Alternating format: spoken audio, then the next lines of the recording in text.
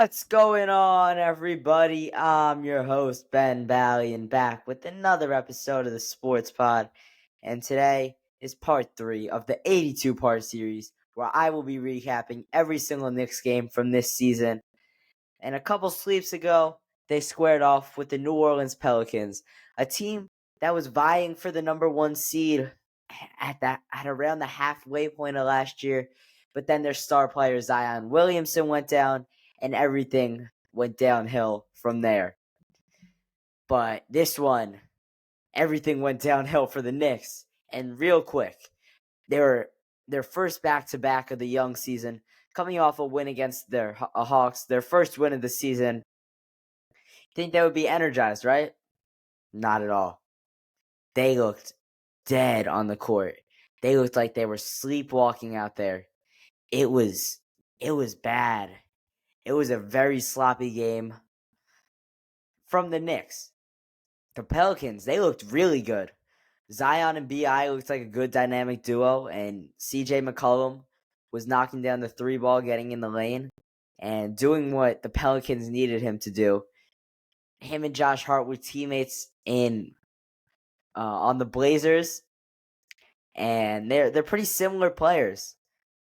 They can both knock down the 3. They both get to the line a lot. They both bring a lot to a team and are very valuable to a team. I think C.J. McCollum's definitely the better player, but Josh Hart is probably better for the Knicks. Because the Knicks, they have Jalen Brunson, they have Julius Randle, who both of them have not played well at all through these first 3 games. It's a small sample size. I'm not terribly worried about it yet. But as we get later into the season and more games are played, and if they keep playing like this, then that's going to be a real issue. Because we gave Brunson $104 million. He went out and he exceeded all expectations last year, carrying the team to a second-round playoff appearance. And everyone was looking at this like a bargain deal. And a guy like Quickly, who just had a breakout season, is averaging close to 20 points last year. He's asking for similar money now. We see Jalen Brown, just got the biggest contract in NBA history, biggest extension in the NBA has ever seen. So you see that guys are getting paid a lot more money right now. And in this era, with inflation, I guess it really is, and the contracts are just getting more and more expensive. And the point is that after what Jalen Brunson did last year, it's making the deal that we gave him 4 years, $104 million, look like a bargain deal and a steal from Leon Rose. We wanted to get Donovan Mitchell last year, and we didn't get him. And that's okay. And I'll get to that a little later in the episode as I preview their next matchup with the Cleveland Cavilers. But getting to this game, this game versus the Pelicans that the Knicks just played, it looked a lot like the game against the Celtics, where they couldn't really shoot the ball as well, and they weren't putting the ball in the basket. And the Pelicans were hitting everything, every single shot, it felt like, especially early on. And the same thing with the Celtics game. There are a lot of parallels here. Kristaps Porzingis was incredibly hot in the first quarter. Here it's Brandon Ingram. We had Julius Randle playing defense on him early, and Julius was doing a good job. It wasn't like he was slacking off and letting him get whatever he wanted. No, he was all up in Brandon Ingram's face. But Brandon Ingram was just hitting every single shot, and it was mainly the mid-ranges. And you don't see those nowadays, and it was a real killer early on in the game. The Knicks got down big early. I wasn't watching the game in real time, but I was checking my phone, and it was 15, then 20. Then the Knicks would cut it to 9, and then it would be 15 again. And it was the Knicks, they struggled. The first back-to-back of the season is always tough, especially when the back half of it is the opposing team's home opener. You know there's going to be more energy in that arena, more Pelicans fans bringing noise. They're excited for this season and this team. Before Zion got hurt last year, they were a half game back from the number 1 seed. And if he could stay healthy, I don't see why they can't be a 2 or 3 seed. I don't think anybody's beating the Nuggets. And I think the Kings are going to take a leap. But the Pelicans can be right there. And they showed that. The Knicks were a 4 seed last year. They won a playoff series. They're a respectable team. And the Pelicans went out there, and I know they only won by 9, 96-87, but for most of the game, the Pelicans dominated. And it was hard to watch as a Knicks fan. I'll just say that. The ill-advised turnovers, they have to stop. There were a couple down the stretch of the Hawks game, and then just Randall dribbled off his foot in this one. The ball got thrown over someone's head. I think it was Randall on a cross-court pass. A terrible pass. We don't need that. Swing the ball around the arc, get it to Randall, pump fake, drive baseline, and go up or dish it out to Robinson. That's what we need every time. And it's going to work. That would work. And on the exact play that I'm thinking about, it definitely would have worked. So it was just like, and it didn't help that they weren't hitting shots. Like, if they were hitting threes and they were dunking the ball, Robinson had a good game again. He's impressed. Same with RJ. But if they were running fast breaks, getting in transition, which they were, but they were missing a lot of transition layups, which was a big thing. They cleaned the layups up. The trailer, whoever it was, I know it was Brunson one time. I know quickly hit a jumper, a mid-range jumper off of a offensive rebound on a transition layup missed by DiVincenzo. And they kind of got, after the layup was missed by DiVincenzo, the Knicks got into a set and then quickly hit that 3. But really, it was a terrible game. And I don't expect the Knicks to have a performance like that again this season. It was worse than the Celtics performance, which I don't know. I don't really know how. That Celtics game was really bad down the stretch. And then even another parallel to that Celtics game, the refs missed another call where Jalen Brunson landed on someone's foot, and they called it. They didn't call any foul, but it should have been a foul on Brandon Ingram, who was in Brunson's landing space. And then I want to talk about Mitchell Robinson for a couple minutes here, because he had a big game against the Hawks. He goes home to his home state of Louisiana, and he performs again. This is a guy who is insistent on the glass, and it's on both sides of the floor. He's not just a great defensive rebounder. He's a great defensive rebounder, but he might even be a better offensive rebounder. And that is something we need out of a guy like Mitchell Robinson, who's not going to go out there and score 25 points a night. He might go out there and get 10 points on a good night, but he'll also grab 15 rebounds that same night. The only thing that gives him trouble, 2 things actually, is that he gets into foul trouble a lot, which he didn't do for the second game in a row. He didn't get into foul trouble in the Hawks game or the Pelicans game, which means he's trending in the right direction with that. And also, he can't guard other players 10 to 15 feet outside of the basket. We saw Kristaps Porzingis gave him a lot of in that game, and then we went down to Atlanta. He locked up Clint Capella, had 4 blocks, 4 steals, 11 rebounds. And then he comes and he's got to guard Zion Williamson for a little bit. He struggled, but against a player as big and athletic and as strong as Zion, I think I will take that performance from Mitch 9 times out of 10. And the only time I wouldn't take it is if Brunson and Randall are hurt and we need him to score a ton of points, which I don't even know why that would happen.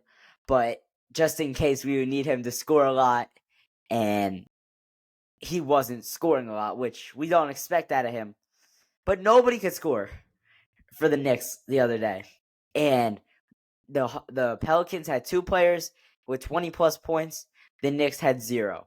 Brunson had 18, and I think Randall had 18 also. But there was just not enough scoring from the Knicks in this loss, and that's got to change.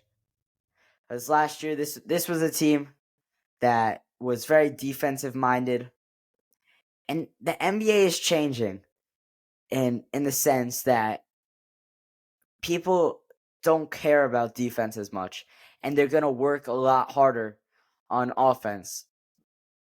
We see it with Randall. He's not the greatest defender in the world. He has been locked in on passing, on not turning the ball over, and defense, which are things that we want him to do. And scratch what I said. Brunson had 14 points, and Barrett had 18. So, and Randall had 10. That's really bad. 24 points between Brunson and Randall is not enough in any regard. And Quickly was the only person who got into double-digit points with 10 off the bench. And the 4 guys I just mentioned, Barrett, Randall, Brunson, and Quickly, are the only guys who had double figures. Mitch went out and got you 8. Grimes got 5. It's just not enough scoring. But the defense was pretty good. They held the Pelicans to 96 points, which in today's NBA, that's a W for most teams. And because teams are going out there and scoring 120 points on a nightly basis nowadays. You see, my dad always talks about back in the 90s, it would be first to 85 would win the game. There wasn't as much scoring. And the evolution of the 3-point shot obviously changed that. And I think it changed it for the better. The game is more fun to watch now. More younger fans are getting into basketball because they see guys like Curry, guys like Luka, LeBron's still there. Jokic is another one. And Jimmy Butler, Damian Lillard. These guys that are really playing the new style of basketball and not pounding it down in the paint. Well, Jokic is, but he also has the highlight passes, and he'll hit a couple threes every now and then. But the 3-point shot is the main factor that's getting younger kids into basketball and into the sport and getting choosing a favorite team and things like that. And it's good for the game. They want people to be interested in it. The NBA, Adam Silver, they make more money. More people watch the game. It all makes sense. But getting to the Knicks' next matchup and the team that they will play for the next 2 games that they play, the Cleveland Cavilers. They knocked this team out of the playoffs in the first round last year after not trading for Donovan Mitchell in the offseason when everybody expected the Knicks to. He was the number 1 option. It felt like for most of the time he was available before he ended up getting traded to the Cavs for, it was Lauri Markkanen, Colin Sexton, and I know a bunch of picks were involved with that deal. And I think it's been a win-win for both sides so far. Lauri Markkanen ended up being a really good player, first-time All-Star last season, and someone who provided a lot for that Jazz team that lost Donovan Mitchell. They lost Rudy Gobert. They lost Joe Ingles. He was a knockdown 3-point shooter when they were really good a couple years ago, and he was a big part of that team. But their roster was gutted, as they would say, and they needed the youth to be injected in them. and to invest in the future of that team. But for the Cavs, they have Darius Garland now. They have Evan Mobley. And of course, they have Donovan Mitchell. Spite has been doing all right. He had a big game against the Nets on opening night. Well, it wasn't their opening night. And he's a winner in the regular season. And he'll get his points and he'll feel like he's dominating the game. But honestly, the Knicks are a better team. We saw it in the postseason. The Knicks dominated the Cavs. They won 5 games. Quentin Grimes locked up Donovan Mitchell. Jalen Brunson played really good defense on Darius Garland. Mitchell Robinson made Jared Allen and Evan Mobley non-factors in that series. But the Cavs are hungry to get back at the Knicks now. And they know that the Knicks are a good team. And they know that they're going to have to work hard from quarter 1 to quarter 4 if they want to win that game. I think the Knicks pull it off. They get 2 days of rest between the Pelicans game and the Cavs game. And then they play the Cavs on TNT on Tuesday night on Halloween. And the Knicks are ready to go. They need a win. They need a win so desperately right now. They're on the road in Cleveland.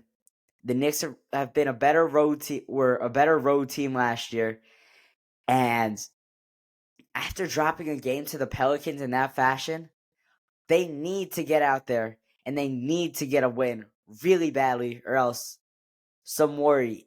I'm gonna be a little bit worried, but I know the Cavs are a good team. And then they play the Cavs again, and then the Bucks in their first game of the in-season tournament. So this is gonna be a tough week for the Knicks, but I think if they escape with a 1-2 record, I'll be okay with that. I would prefer 2-1, 2 wins against the Cavs, and then I'm okay with the loss to the Dame and the Bucks. They're a really good team, and the Knicks just aren't gonna have answers for them. The in-season tournament courts also dropped this week or today. The Knicks, it's kind of interesting. It's all orange, and then blue, and then it's the Knicks blue in the paint. And the center court is the in-season tournament cup, along with New York in double font. And it's gonna be so hard to watch the games. It's because it's orange the whole way around, and the ball is orange.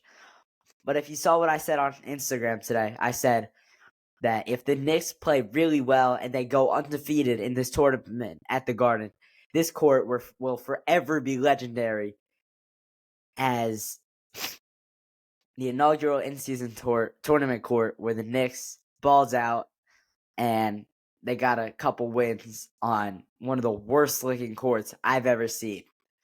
All right, that's going to do it for this episode. Before I finish, don't forget to check out my Instagram channel. And if you're not watching this or listening to this on YouTube, check out my YouTube channel.